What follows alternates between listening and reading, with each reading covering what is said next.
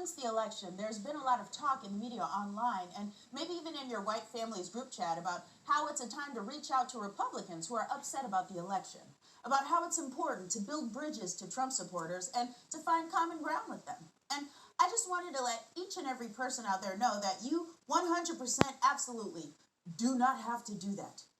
In all honesty, I would suggest you don't. And here's why.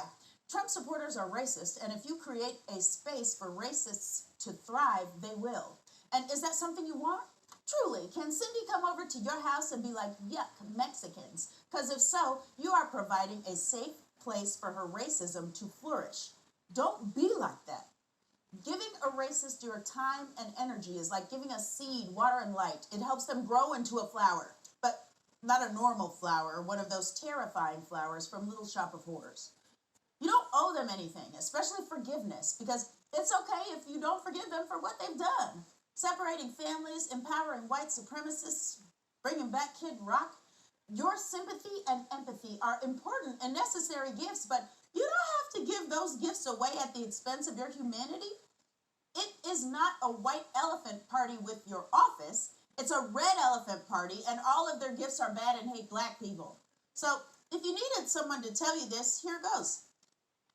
You do not have to go to their weddings, and you do not have to invite them to yours. Your uncle isn't weird. Weird uncles have eye patches and tell ghost stories. Your uncle is a racist. And if he has an eye patch, you have a weird uncle who is also a racist. And whenever we can have Thanksgiving together again, you don't have to go. And if you do go, you can tell everybody that Uncle Patchy ain't shit. Now, to be clear, I'm not saying anything radical. I'm not saying burn it down. Yet. But really, I'm not saying cuss everyone out. I'm just saying you don't have to be sweet to everyone. Kindness is your gift to dole out as you see fit, and I really want you to hear this. Searching for the good in someone who thinks nothing of you is how they condition us to become accustomed to being treated like shit. Don't become accustomed to being treated like shit. You don't have to be nice to Trump supporters. You don't have to find ways to get close to them. In fact, you shouldn't get close to them because they're probably not wearing a mask.